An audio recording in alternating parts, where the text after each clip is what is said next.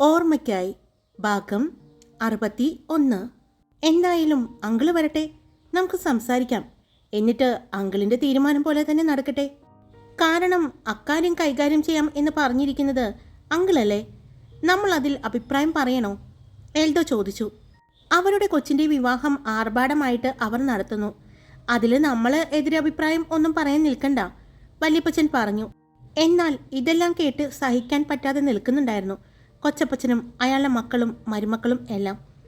അപ്പോഴേക്കും വീടിൻ്റെ മുറ്റത്ത് ഒരു വണ്ടി വന്നു നിന്നു. ആ, ദി ചന്ദ്രശേഖർ അങ്കിൾ വന്നെന്ന് തോന്നുന്നു, എൽദോ പറഞ്ഞു. അപ്പോൾ തന്നെ അകത്തേക്ക് കയറി വരുന്ന ചന്ദ്രശേഖരനെയും ശ്രീവിദ്യയെയും കണ്ടു. ആ, രണ്ടുപേരുണ്ടല്ലോ. എന്നാൽ ആൽഫി പുറകിലേക്കാണ് നോക്കിയത്. അവൻ്റെ നോട്ടം മനസ്സിലായതുപോലെ ശ്രീവിദ്യ ചന്ദ്രശേഖരനെ നോക്കി ചിരിച്ചു. ആള് വന്നിട്ടില്ല, അവിടെ തന്നെയുണ്ട് വീട്ടിൽ. മുത്തശ്ശനുമായിട്ട് എന്തൊക്കെയോ പറഞ്ഞുകൊണ്ടിരിക്കുന്നുണ്ടായിരുന്നു. ഞങ്ങളിങ്ങോട്ട് വിളിച്ചു, വരുന്നില്ലെന്നാ പറഞ്ഞത്, ചന്ദ്രശേഖർ പറഞ്ഞു. വാ, അവിടെ തന്നെ നിൽക്കാതെ ഇരിക്ക് എന്ന് പറഞ്ഞ് വല്യപ്പച്ചനും വല്യമ്മച്ചിയും അവരെ രണ്ടുപേരെയും അകത്തേക്ക് വിളിച്ചു. അവർ രണ്ടുപേരും വന്ന് സോഫയിലിരുന്നു. അങ്കിൾ, ഞാൻ പറഞ്ഞ കാര്യം ജഗദീഷാണ് പറഞ്ഞത്. ഞാൻ അവരുമായിട്ട് സംസാരിച്ചു. കേരളത്തിലെ നമ്പർ 1 ഇവൻറ്റ് മാനേജ്മെൻറ്റ് ഗ്രൂപ്പായ 4 ടീമുകളുമായിട്ട് നമ്മൾ കൊളാബ് ചെയ്യുന്നതാണ്. അവരുമായിട്ടാണ് നമ്മൾ ആ ഒരു തീം അറേഞ്ച് ചെയ്യാൻ പോകുന്നത്, ചന്ദ്രശേഖർ പറഞ്ഞു. അതുമാത്രമല്ല, ഞാൻ സിനിമയിൽ നിന്നും ആർട്ട് ഡയറക്ടേഴ്സിനെ കൊണ്ടുവരുന്നുണ്ട്. അവരുടെ കൂടെ ഒരു കോൺട്രിബ്യൂഷൻ ഉണ്ടെങ്കിൽ കുറച്ചുകൂടി നന്നായിരിക്കും എന്ന് എനിക്ക് തോന്നി, ചന്ദ്രശേഖർ പറഞ്ഞു. അപ്പോൾ ഗ്രാൻഡ് പരിപാടിയായിരിക്കും അല്ലേ അങ്കിളെ? ആൻസി ഇടം കണ്ണിട്ട് കൊച്ചപ്പച്ചനെയും അവരുടെ മരുമക്കളെയും നോക്കിക്കൊണ്ട് പിന്നെ ചന്ദ്രശേഖരനെ നോക്കി പറഞ്ഞു. അത്യാവശ്യം ഗ്രാൻഡായിട്ടുള്ള പരിപാടിയായിരിക്കും. ഞങ്ങളുടെ മകളുടെ വിവാഹം എത്ര നന്നായിട്ട് നടത്താൻ പറ്റുന്നോ അത്രയും നന്നായിട്ട് നടത്തണമെന്ന ഞങ്ങളുടെ ആഗ്രഹം, ചന്ദ്രശേഖർ പറഞ്ഞു. അത് കേട്ട് എല്ലാവരും ചിരിച്ചു. ഞാൻ ചായ എടുത്തിട്ട് വരാം എന്ന് പറഞ്ഞ് ആൽഫിയുടെ അമ്മ അകത്തേക്ക് പോയി. പിന്നെ ഇനി അധികം ദിവസങ്ങളില്ലല്ലോ, ഇനി പള്ളിപ്പെരുന്നാൾ വരികയാണ്. ഇനി വിവാഹത്തിന് അധികം ദിവസമില്ല. അതിൻ്റെ കാര്യങ്ങളെല്ലാം ചെയ്യണ്ടേ ഇനി? എന്തായാലും ഞങ്ങൾ പള്ളിയിലെ പെരുന്നാളായിട്ട് എല്ലാവർക്കും ഡ്രസ്സ് എടുക്കാൻ പോകുന്നുണ്ട്. പിന്നെ നീനയുടെ വിവാഹത്തിനും ഡ്രസ്സ് എടുത്തിട്ടുണ്ട്. അതുപോലെയല്ലല്ലോ ഞങ്ങളുടെ ആൽഫിയുടെ. ഇത്തിരി ആർഭാടം വേണ്ടേ? അപ്പോൾ ഡ്രസ്സ് എടുക്കുന്ന കാര്യത്തിൽ ഒരു തീരുമാനം ഉണ്ടാക്കണം. അമ്മുമോൾക്ക് മന്ത്രകോടിയെല്ലാം എടുക്കണ്ടേ? വല്യമ്മച്ചി ചോദിച്ചു. അതെ വല്യമ്മച്ചി, അതൊന്നും വല്യമ്മച്ചി ഓർത്ത് തലപുണ്ണാക്കേണ്ട. അതെല്ലാം നമ്മുടെ ആൽഫി നേരത്തെ ചെയ്തിട്ടുണ്ട്. ഓ, ഞാനത് മറന്നു, അന്ന് പറഞ്ഞിട്ടുണ്ടായിരുന്നല്ലേ? അത് തന്നെ. അപ്പോൾ അക്കാര്യത്തിലൊരു തീരുമാനമായി.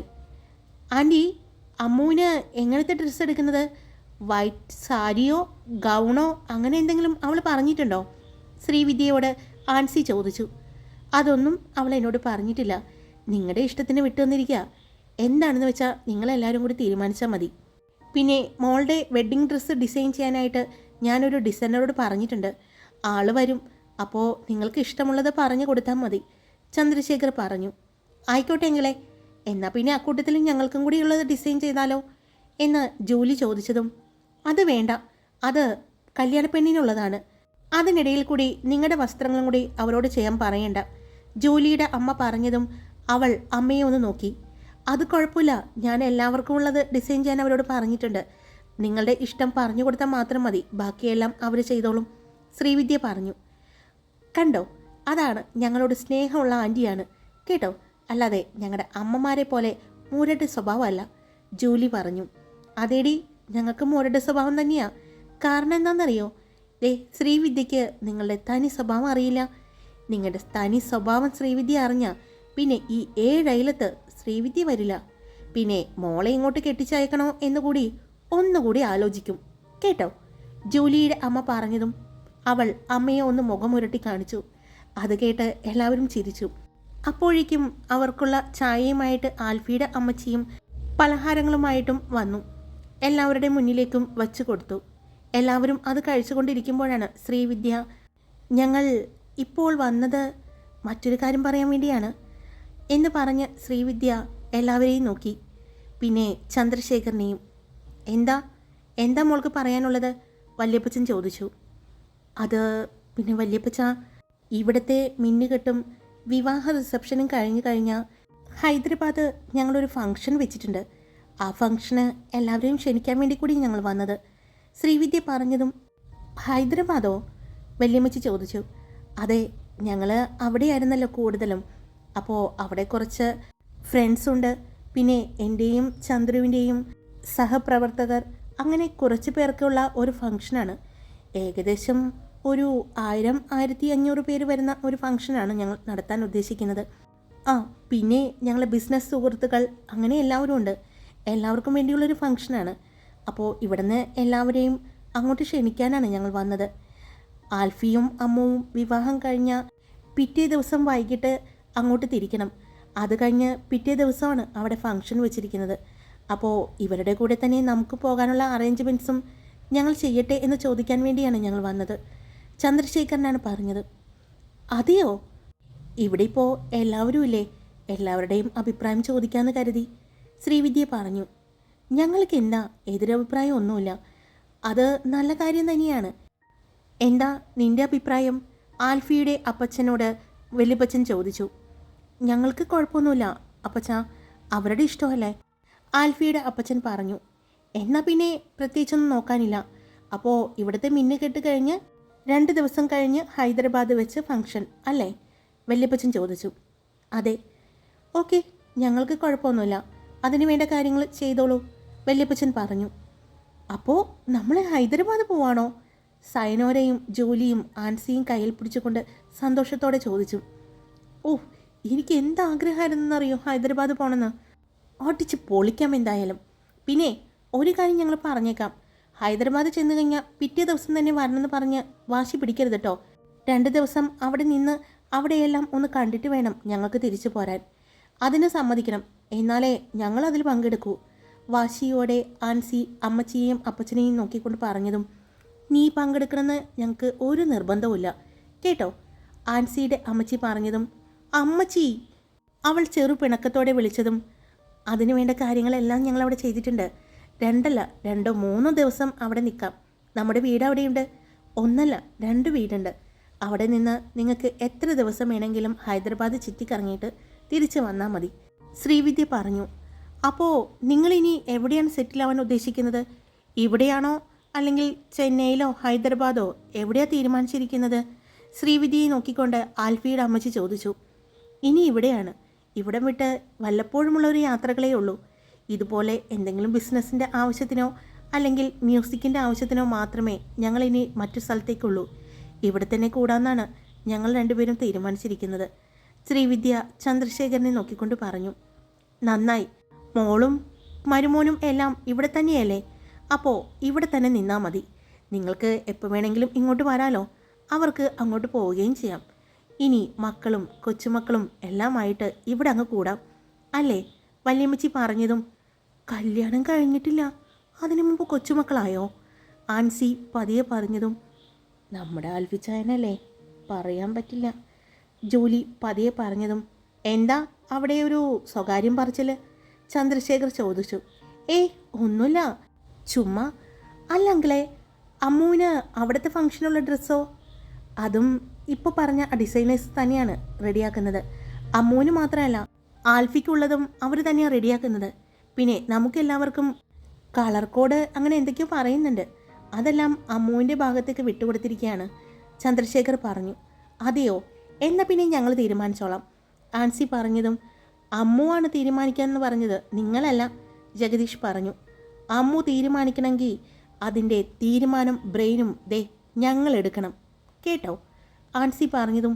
അത്രയ്ക്ക് വേണോ? ആ കൊച്ച് അത്യാവശ്യം ബുദ്ധിയുള്ള കുട്ടിയാ, അല്ലെങ്കിൽ ഒരു ബിസിനസ് മീറ്റിങ്ങിനൊക്കെ പോയി പങ്കെടുക്കാനൊന്നും പറ്റില്ലല്ലോ. അപ്പോൾ ആ തീരുമാനങ്ങളെല്ലാം ആ കുട്ടിക്ക് വിട്ടുകൊടുക്കുന്നതല്ലേ കുറച്ചുകൂടി നല്ലത്? നിങ്ങൾ ബുക്കിലുള്ളത് പഠിച്ചും പിന്നെ ഇവിടെ വന്ന് അമ്മച്ചിയെയും വല്യമ്മച്ചിയെയും എല്ലാം പറ്റിച്ചും പിന്നെ ആൽഫിയുടെ അടുത്ത് നിന്ന് പോക്കറ്റ് മണി സോപ്പിട്ട് ചോർത്തിയും എല്ലാം നടക്കുന്ന നിങ്ങൾക്ക് ബുദ്ധിയുണ്ടെന്ന് പറഞ്ഞാൽ വിശ്വസിക്കാൻ അത്ര മണ്ടന്മാരല്ല ഞങ്ങൾ, എൽദോ പറഞ്ഞതും. ഒരു കാര്യം പറഞ്ഞേക്കാം, എൽദോ ചായൻ എന്ന് വിളിച്ച നാവുകൊണ്ട് എന്നെക്കൊണ്ട് വേറെ ഒന്നും വിളിപ്പിക്കരുത് കേട്ടല്ലോ, ദേഷ്യത്തോടെ ജൂലി പറഞ്ഞതും. കേട്ടു, ബുദ്ധിമതികൾ വന്നിരിക്കുന്നു. ഒന്ന് പോയെൻ്റെ കൊച്ചെ, ചിരിപ്പിക്കാതെ, എൽദോ പറഞ്ഞു. അവരുടെ വഴക്ക് കേട്ട് ചിരിയോടെ ഇരിക്കുകയായിരുന്ന വല്യപ്പച്ചൻ. അതെ, ഇപ്പോൾ അതിലും പ്രധാനപ്പെട്ട കാര്യങ്ങൾ എവിടെ സംസാരിക്കുന്നത്, നിങ്ങൾക്ക് അടിയിടാനാണെങ്കിൽ പുറത്തേക്ക് പോയേ, വല്യപ്പച്ചൻ പറഞ്ഞു. ഏയ്, ഞങ്ങൾ അടിയിടില്ല അല്ലേ, ഇതൊക്കെ ഒരു തമാശയായിട്ട് എടുത്താൽ മതി, ആൻസി പറഞ്ഞു. അപ്പോൾ ബാക്കിയുള്ള കാര്യങ്ങൾ നമുക്ക് മൂവ് ചെയ്യാം അല്ലേ? അതെ, അവർ പറഞ്ഞതുപോലെ ഇവൻറ്റ് മാനേജ്മെൻറ്റ് ടീമിനെ ഏൽപ്പിച്ചോളൂ, വർക്ക് തുടങ്ങിക്കൊള്ളാൻ പറഞ്ഞോളൂ. കാരണം പള്ളിയിലെ പെരുന്നാളെല്ലാം വരുമ്പോൾ ചിലപ്പോൾ ആ ദിവസങ്ങളൊക്കെ ചെയ്യാൻ പറ്റിയെന്ന് വരില്ല. അതുകൊണ്ട് നേരത്തെ ചെയ്തോ തുടങ്ങിക്കൊള്ളാൻ പറയൂ. എടിപിടിയെന്ന് ചെയ്ത് ആ ഒരു ഭംഗി നഷ്ടപ്പെടുത്തണ്ട, ആൽഫിയുടെ അപ്പച്ചനാണ് പറഞ്ഞത്. അത് ഞാൻ പറഞ്ഞോളാം. എന്നാൽ പിന്നെ ഞങ്ങൾ ഇറങ്ങട്ടെ? വേറെ ഒന്നുമില്ലല്ലോ? ഇല്ല, പ്രത്യേകിച്ച് വേറെ ഒന്നുമില്ല. അല്ല, ഭക്ഷണം കഴിച്ചിട്ട് പോയാൽ പോരെ? വല്യമ്മച്ചി ചോദിച്ചു. ഇല്ല, അവിടെ മോള് കാത്തിരിക്കുകയല്ലേ. എന്നാൽ പിന്നെ ഞങ്ങൾ കൂടി വരട്ടെ അങ്കിളെ? ആൻസി ചോദിച്ചു. അതിനെന്താ പോര്? ഏയ്, അത് വേണ്ട, ഇനിയിപ്പോൾ രാത്രിയായി കഴിഞ്ഞാൽ കൊണ്ടുവരാൻ പാടായിരിക്കും. ഏയ്, ഒരു പാടുമില്ല, ആൽഫിച്ചായൻ എന്തായാലും അങ്ങോട്ട് വരാതിരിക്കില്ല, അപ്പോൾ ഞങ്ങളെ കൊണ്ടുവന്നാൽ മതി, ആൻസി ആൽഫിയെ നോക്കി പറഞ്ഞതും ആൽഫി അവളെ ഒന്ന് കൂർപ്പിച്ചു നോക്കി. എന്നാൽ ശരി, മക്കളോടി വാ എന്ന് പറഞ്ഞ് ശ്രീവിദ്യ അവരെ വിളിച്ചു. അവരെല്ലാവരും ഒരുമിച്ച് പുറത്തേക്ക് നടക്കുമ്പോൾ കൊച്ചപ്പച്ചനും അവരുടെ മക്കളും അവിടെ തന്നെ ഇരുന്നു. അവരെ യാത്രയാക്കി എല്ലാവരും അകത്തേക്ക് വന്നപ്പോൾ, എന്നാലും ചേട്ടായി, ഞങ്ങളിവിടെ ഇരുന്നിട്ട് അവർ നടത്തുന്ന ഫംഗ്ഷന് ഞങ്ങളെ ഒന്ന് ക്ഷണിച്ചില്ലല്ലോ. വല്യപ്പച്ചൻ വന്ന് ഇരുന്നതും കൊച്ചപ്പച്ചൻ പറഞ്ഞു. അതിന് അവരങ്ങനെ ഒരു ഫംഗ്ഷൻ നടത്തുന്നുണ്ട്, അതിൻ്റെ അഭിപ്രായം ചോദിക്കാൻ വേണ്ടി വന്നതല്ലേ, അല്ലാതെ ആ ഫംഗ്ഷനുള്ള ആളുകളെ ക്ഷണിച്ചു തുടങ്ങിയിട്ടൊന്നുമില്ലല്ലോ. അങ്ങനെ എന്തെങ്കിലും അവർ പറഞ്ഞായിരുന്നോ? പെട്ടെന്ന് വല്യമ്മച്ചി ചോദിച്ചു.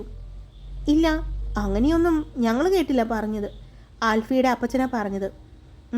എന്തായാലും കൊള്ളാം, ഞങ്ങളൊക്കെ ഇവിടെ തന്നെയുണ്ട്, അതും ഏട്ടായിയുടെ ബന്ധുക്കളാണ് ഞങ്ങൾ, ഏട്ടായിയുടെ സ്വന്തം അനിയൻ തന്നെയാണ് ഞാൻ, അത് മറക്കരുതെന്ന് അവരോടൊന്ന് ഓർപ്പിക്കുന്നത് നല്ലതായിരിക്കും, കൊച്ചപ്പച്ചൻ പറഞ്ഞതും അവർക്ക് എല്ലാം അറിയാം, പ്രത്യേകിച്ച് ഓർപ്പിക്കേണ്ട ഒരാവശ്യവും ഇല്ല, വല്യമ്മച്ചി പറഞ്ഞു. എന്നാൽ ആൽഫി അവൻ്റെ ഫോണിൽ വന്ന ഒരു മെസ്സേജ് നോക്കിക്കൊണ്ടിരിക്കുകയായിരുന്നു. അതിൽ നോക്കിക്കൊണ്ട് അവൻ്റെ മുഖം മാറുന്നത് ജഗദീഷും എൽദോയും കേശവും കണ്ടു. അവർ അവിടെ നിന്നും എഴുന്നേറ്റ് ആൽഫിയോട്, ആൽഫി ഒന്ന് പുറത്തേക്ക് വന്നേ, ഒരു കാര്യം പറയാനുണ്ട് എന്ന് പറഞ്ഞു. ആൽഫി അവരുടെ മുഖത്തേക്ക് നോക്കി, പിന്നെ വല്യപ്പച്ചനെയും നോക്കി. അവർ അവിടെ നിന്നും പുറത്തേക്ക് ഇറങ്ങി. അവരുടെ പുറകെ തന്നെ ആൽഫിയും ചെന്നു. എന്താടാ, എന്താ പ്രശ്നം? നിന്റെ മുഖം മാറിയല്ലോ. കുറച്ച് മാറി നിന്നാണ് എൽദോ ചോദിക്കുന്നത്. അഗ്നിദേവ്, അവൻ എന്തൊക്കെയോ പണികൾ ഒപ്പിക്കുന്നുണ്ട്. അവൻ്റെ അടുത്തേക്ക് യുവരാജും പാർത്ഥസാരഥിയും പോയിട്ടുണ്ട്. അവർ തമ്മിൽ അത്ര വലിയ അടുപ്പമുണ്ടെന്ന് എനിക്ക് തോന്നിയിട്ടില്ല. മാണിക്യത്താന്മാരുടെ വീട്ടിലുണ്ടായിരുന്ന അഗ്നിദേവ് പെട്ടെന്ന് ഇറങ്ങിപ്പോവുകയും അവൻ പോയതിൻ്റെ പുറകെ ജയദേവ് മാണിക്യത്താൻ ഇറങ്ങിപ്പോയി. പക്ഷെ വീണ്ടും അഗ്നിദേവ് വരികയും അവിടെ ഒരു സംസാരം നടക്കുകയും അതിനുശേഷം അവൻ വീണ്ടും ഇറങ്ങിപ്പോയപ്പോൾ അവൻ്റെ പുറകെ യുവരാജും പാർത്ഥസാരഥിയും അവനെ അന്വേഷിച്ച് പോയിട്ടുണ്ട്. അവിടെ എന്തൊക്കെയോ സംസാരങ്ങൾ നടന്നിട്ടുണ്ട്. അത് മിക്കവാറും അമ്മുവിനെയും എന്നെയും ബേസ് ചെയ്ത് തന്നെ ആയിരിക്കും. അവൻ എന്തെങ്കിലും നാളുകൾ കളിക്കുമോ? കേശവ് ചോദിച്ചു. അറിയില്ല, അഗ്നിദേവിനെ നമ്മൾ വിചാരിക്കുന്നത് പോലെയുള്ള ഒരാളെയല്ല. അവൻ കാളിയാർ മഠത്തിലെയാണ്. കാളിയാർ മഠവും അയ്യങ്കാർ മനയും തമ്മിൽ വളരെ അധികം ശത്രുതയുള്ളതാണ്. പക്ഷേ ഇപ്പോൾ അവൻ അമ്മുവിനെ തേടി വന്നിരിക്കുന്നത് വെറുതെയല്ല. അതിന് പിന്നിൽ വലിയൊരു കാര്യം തന്നെയുണ്ട്. അത് സമയമാകുമ്പോൾ ഞാൻ നിങ്ങളോട് പറയാം, ആൽഫി പറഞ്ഞു. എന്തായാലും അവൻ്റെ നീക്കങ്ങൾ അറിയാൻ നീ ആരെയോ ഏർപ്പാടാക്കിയിട്ടുണ്ടെന്ന് ഇപ്പോൾ സംസാരത്തിൽ നിന്ന് തന്നെ മനസ്സിലായി, കേശവ് പറഞ്ഞു.